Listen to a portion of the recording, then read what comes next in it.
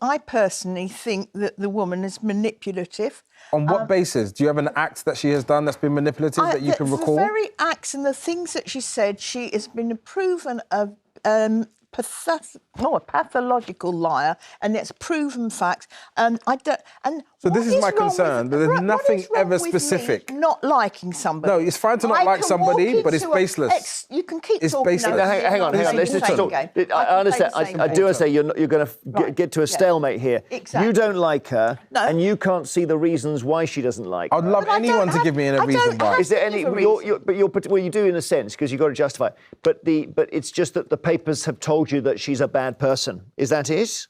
No, I know it was my own personal opinion of when I said. And you keep on about the woman of colour. I can tell you now, and look you straight in the eye, I didn't think she was a woman of colour. I just thought she was an extremely attractive woman. Basically, she got Mexican, Spanish, Puerto Rican. I didn't think she was a woman of colour. I don't think anybody in this country actually even took that in. I thought she was beautiful. So you didn't see her then? She seemed intelligent.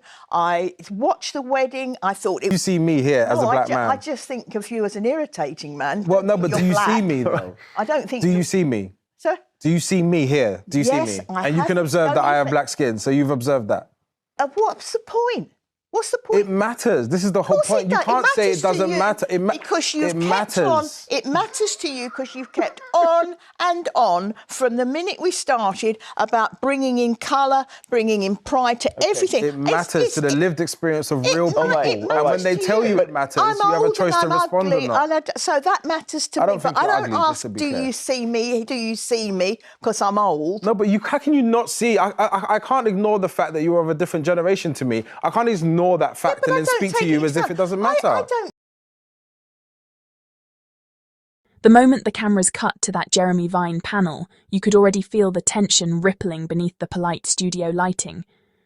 Tina Knight was perched in her chair with that practiced, dismissive poise she always brings when she's about to deliver yet another outdated take. Across from her sat Marvyn Harrison, calm, grounded, controlled, but with that unmistakable sharpness in his eyes that tells you he's ready to dismantle foolishness from the root. And then it happened. The topic turned to Meghan Sussex, as it always somehow does, because British daytime TV simply cannot function unless they're obsessing over a woman who left their shores years ago, yet still lives rent-free in every single one of their debates. Suddenly, Tina Knight slid into her usual script, pretending identity doesn't matter, pretending race has never shaped public perception, pretending Meghan's mixed-race identity has nothing to do with the way Britain turned a fairy tale into a witch hunt. She said with that breezy tone she loves, "I don't care if people are pink or green, I care what comes out of their mouth."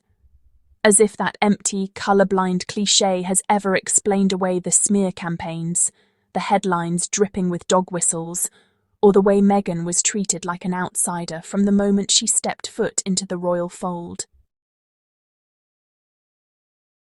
But Marvyn wasn't having it. You could see him weighing her words, letting them sit for a moment, and then he delivered the question that cracked her entire facade like glass. In comparison to Meghan, do you see me as a black man? A simple question, a direct question, a question that collapses every false narrative, every performative line, every convenient claim of not seeing colour. And Tina Knight, unable to engage, unable to answer with honesty, unable to let go of that arrogance for even 1 second, shot back with, "I see you as an irritating man," not only proving Marvyn's point, but exposing something deeper, the hostility that pops out the moment someone dares to challenge their comfortable little worldview. Because that reply wasn't witty, it wasn't clever, it wasn't an argument, it was pure deflection from a woman who cannot confront her own ignorance without lashing out at the person pointing it out. And in that moment, you could practically feel the frustration boiling in viewers who have watched this dynamic play out 1,000 times. Meghan Sussex speaks, or simply exists, and people who claim they don't see colour suddenly have endless energy to criticise her humanity, her identity, her tone, her presence, her very existence. And whenever someone like Marvyn tries to bring actual nuance into the conversation, they fold into petty insults because they have no substance to stand on. The power of Marvyn's question is that it forces people like Tina to drop the act. Because of course she sees him as a black man, of course she sees Meghan as a mixed-race woman. They all do. They just hide behind that tired pink or green speech because it sounds cleaner than admitting the truth. That Meghan Sussex threatened an old British system simply by showing up as herself. Ambitious, accomplished, compassionate, articulate, and unapologetically different from the royal blueprint. That's why Meghan was torn apart for avocado toast, for touching her baby bump, for closing her own car door, for having a voice, even for, just breathing too loudly in the eyes of the tabloids. People like Tina Knight want to pretend it was never about identity, but honestly, every headline, every microaggression, every smear campaign screamed the opposite. And this is exactly why Marvyn's calm, deliberate tone was so important. He didn't raise his voice. He didn't rattle.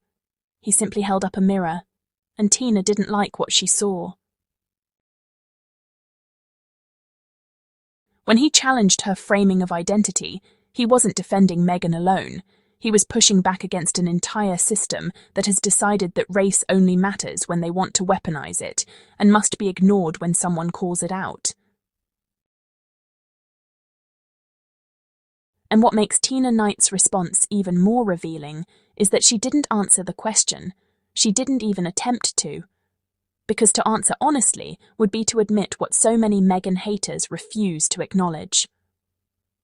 That public perception of Meghan was filtered through the lens of race from the very beginning, whether they consciously accept it or not. This is why Meghan Sussex is still such a lightning rod years later, because she cracked the illusion of a monarchy that pretends modern while clinging to centuries-old biases. She walked in with grace, kindness, a strong work ethic, and the ability to connect with people across the world, and instead of celebrating that, the palace and the press joined hands to smear her for sport. All while claiming identity didn't factor in at all. But when Marvyn asked that one question, he exposed exactly why so many of these critics get so defensive. Identity matters. It shapes experiences. It shapes perception. It shaped the way Meghan was treated, and it shapes the way her defenders are spoken to on panels like these. Because when a white woman feels comfortable calling a black man irritating simply because he asked her to examine her own blind spots, it tells you everything you need to know. And what makes this even more ironic is that Meghan Sussex has never once attacked any of these people. She has simply told her story, her lived experiences, and the uproar that follows every time she speaks says far more about her critics than about her. This moment between Marvyn and Tina is yet another example of what Meghan has faced all along. People twisting themselves into pretzels trying to deny what is plainly obvious. People acting offended when asked to acknowledge the role identity plays. People who want to critique her endlessly but crumble the moment someone asks them to look inward. And if anything, Marvyn Harrison stood in that studio the way Harry has stood beside Meghan all these years, calm, steady, clear-eyed, refusing to let gaslighting pass as truth. His voice spoke for the millions who watched Meghan be dehumanized for things other royal women were praised for. His question sliced through the noise and forced Tina Knight, even for a moment, to reveal her true colours, not her imaginary pink or green ones, but the ones she tries so hard to hide behind deflection and sarcasm. And the beauty is that Marvyn didn't need to shout. He didn't need to insult her back. He didn't need to do anything but speak from a place of grounded awareness, because that is what rattles people who rely on shallow narratives. They cannot handle being confronted with the truth delivered calmly.